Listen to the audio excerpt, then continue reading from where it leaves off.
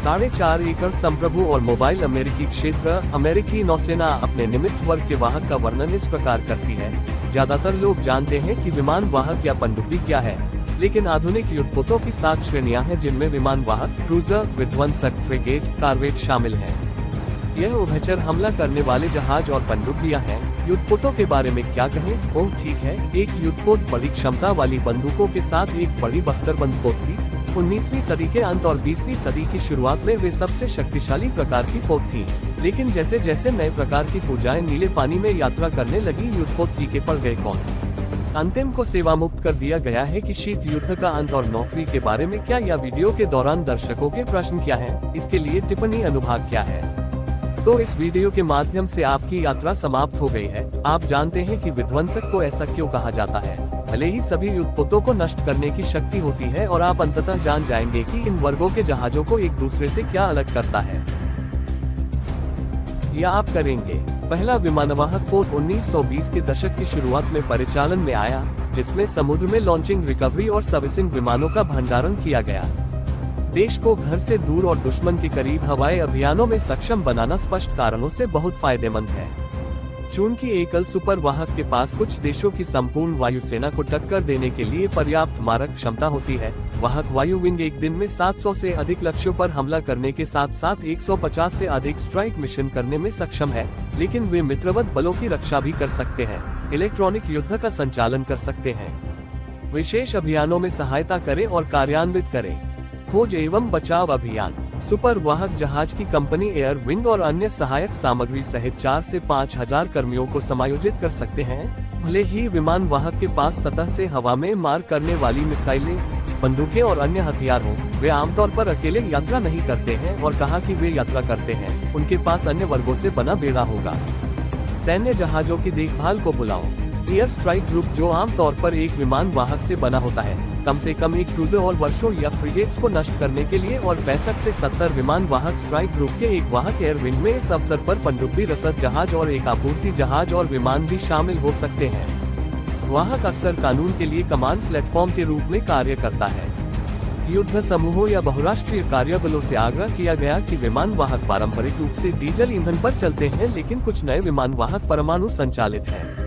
और औपनिवेशिक काल में एक क्रूजर अपना झंडा दिखाते हुए और उस जबरदस्त ताकत का प्रतिनिधित्व करते हुए, जिसे घर से दूर लाया जा सकता था, दुनिया भर में यात्रा कर रहा होगा। नाम तो रह गया है, लेकिन भूमिका अब सिर्फ मंडराने की नहीं है। पहले विश्व युद्ध की समाप्ति और 1918 के बीच की अवधि और 1929 में दूसरे विश्व युद्ध की शुरुआत के बीच की अवधि, जिसे इंटरवार अवधि के रूप में भी जाना जाता है, संधि द्वारा क्रूजर को अधिकतम 10,000 टन के आकार तक सीमित कर दिया गया था, जिन्हें 2 प्रकार से परिभाषित किया गया है। संधि के अनुसार भारी क्रूजर 8 से 10 इंच की बंदूकें लेकर चलते थे, और हल्के क्रूजर 12 से 15 6 इंच की बंदूकें ले जाते थे। लेकिन भारी और हल्के दोनों तरह के क्रूजर माध्यमिक और एंटी एयरक्राफ्ट गन की भारी बैटरी ले जाते थे। युद्ध के समय क्रूजर को दुश्मन के व्यापार को रोकने के लिए ऊंचे समुद्र पर अकेले काम करना होता था, लेकिन युद्ध रेखा की रक्षा भी करनी होती थी। दुश्मन के हल्के क्रूजर, ये ज्यादातर भारी क्रूजर नियम थे, ऐसा है, लेकिन दोनों प्रकार के क्रूजर की अधिकतम गति आमतौर पर 30 नॉट से अधिक होती है। आज के क्रूजर मुख्य रूप से निर्देशित मिसाइल युद्धपोत हैं, जिनका आकार 7,000 से लेकर 10,000 टन तक होता है। केवल दुनिया की सबसे बड़ी नौसेना ही आधुनिक क्रूजर का निर्माण और संचालन कर सकती है, मुख्य रूप से संयुक्त राज्य अमेरिका और रूस। आज की दुनिया में क्रूजर की भूमिका कार्यरत नौसेना पर निर्भर करती है, और अमेरिकी नौसेना में क्रूजर मुख्य रूप से रक्षापोत हैं, जबकि रूसी नौसेना में उनके जहाज रोधी प्लेटफॉर्म हैं। अन्य मिशनों में वाणिज्य रेटिंग और निश्चित बमबारी शामिल है। भले ही अमेरिकी नौसेना किसी समय उसके पास कई परमाणु चालित क्रूजर थे, और इसका बेड़ा उन सभी को 90 के दशक में सेवा मुक्त कर दिया गया था, क्योंकि उन्हें निर्माण और रखरखाव के लिए बहुत महंगा माना जाता था। ठीक है, चलो विध्वंसक पर चलते हैं। इससे पहले कि हम विध्वंसक के बारे में बात करें, हमें 1866 में टॉर्पीडो के बारे में संक्षेप में बात करने की जरूरत है। और रॉबर्ट वाइट नामक अंग्रेजी इंजीनियर ने पहले प्रभावी स्वचालित पानी के नीचे टॉर्पीडो का आविष्कार किया था, जिसका नाम ली ने व्हाइटहेड टॉर्पीडो रखा था। एक समय में युद्धपोत भारी बख्तरबंद होते थे और गोलियों से सुरक्षित होते थे, लेकिन खुद के होते थे। जलरेखा के ऊपर ली, इसलिए व्हाइटहेड टॉर्पीडो के आविष्कार ने सब कुछ बदल दिया। अचानक एक ऐसा हथियार आया जिसे एक छोटी तेज और अपेक्षाकृत सस्ती नाव पर ले जाया जा सकता था, जिसे टारपीडो नाव कहा जाता था, जो पानी के भीतर एक बड़े जहाज पर सभी कवच सुरक्षा को दरकिनार कर हमला कर सकती थी। एक टारपीडो में एक ही झटके में युद्धपोत को अपंग करने और यहाँ तक कि सिंक करने की क्षमता थी, लेकिन रुकिए, अपने सभी हथियारों के साथ एक बड़ा युद्धपोत विनाश करने में सक्षम क्यों नहीं होगा?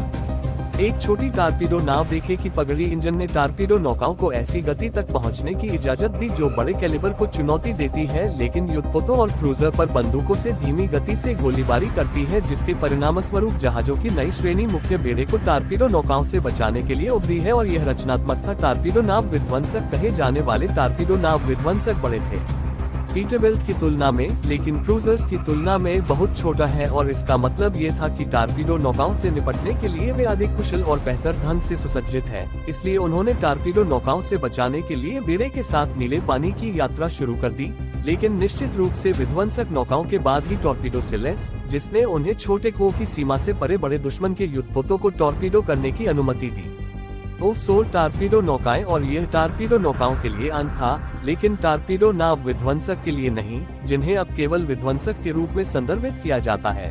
वर्ष बेड़े के रक्षक थे, इसलिए जब पनडुब्बियां व्यावहारिक हो गयीं तो विध्वंसक जल्द ही गहराई से चार्ज करने से सुसज्जित हो गए और अन्य पनडुब्बी रोधी हथियार और पनडुब्बियां नंबर 1 बन गयीं।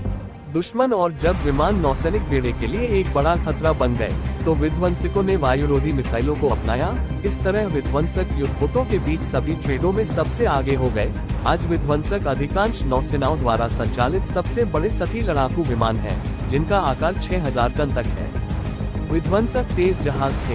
यह आमतौर पर 30 समुद्री मील से अधिक की गति में सक्षम है और शांत समुद्र या विध्वंसक बड़े और अधिक भारी हथियारों से लैस होने के कारण क्रूजर और विध्वंसक के बीच का अंतर बहुत कम हो गया है, जबकि एक क्रूजर को नामात्र रूप से बड़ा होना चाहिए।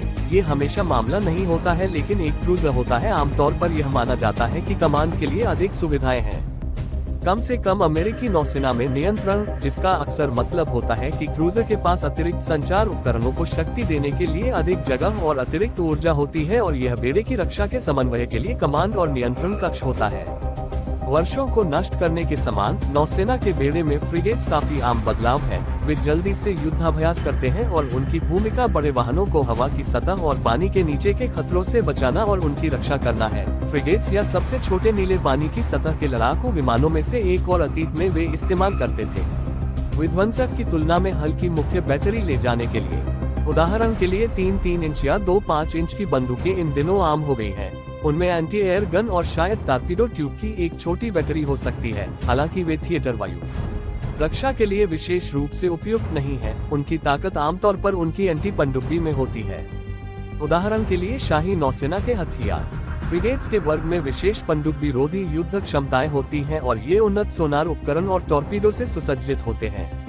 पनडुब्बी रोधी युद्ध फ्रिगेट हेलिपैड्स और हैंगर के साथ आते हैं, जिसमें टॉर्पीडो और गहराई से चार्ज का उपयोग करके परमाणु पनडुब्बियों की पहचान करने और उन पर हमला करने में सक्षम हेलीकॉप्टरों को समायोजित किया जाता है। फ्रिगेट परंपरागत रूप से विध्वंसक की तुलना में धीमे होते हैं, हालांकि आधुनिक समय में उनकी गति में कोई महत्वपूर्ण अंतर नहीं है। आज के फ्रिगेट अक्सर 3000 टन तक के होते हैं और आमतौर पर 27 से 30 समुद्री मील की शीर्ष गति में सक्षम होते हैं। इनमें से एक तेज फ्रिगेट भारतीय नौसेना का है, चावलेट क्लास, जो तेज गति से यात्रा कर सकती है। वह 32 नॉट तक का है। कुछ यूरोपीय नौसेनाएं जैसे कि डच, फ्रेंच, जर्मन और स्पेनिश अपने विध्वंसक और उनके फ्रिगेट दोनों के लिए फ्रिगेट शब्द का उपयोग करते हैं।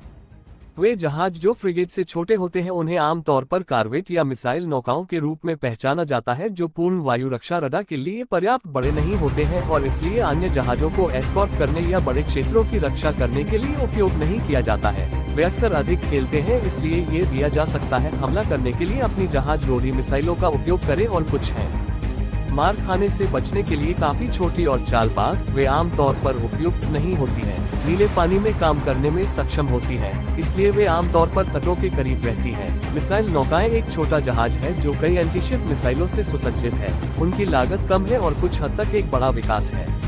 द्वितीय विश्व युद्ध की टारपीडो नौकाओं की कार्वेट एक आधुनिक युद्धपोत का एक छोटा संस्करण है, लेकिन यह आमतौर पर सतह या पनडुब्बी रोधी युद्ध के एक प्रकार के मिशन के लिए तैयार किया जाता है। पहला लिटोरल लड़ाकू जहाज यूएस फ्रीडम 2008 में कमीशन किया गया था। एक अमेरिकी नौसेना डिजाइन है जो पेरी क्लास फ्रिगेट्स को बदलने के लिए है, जबकि LCS क्लास जहाज फ्रिगेट क्लास से छोटे होते हैं जिन्हें वे प्रतिस्थापित कर रहे हैं। वे एक समान स्तर की पेशकश करते हैं।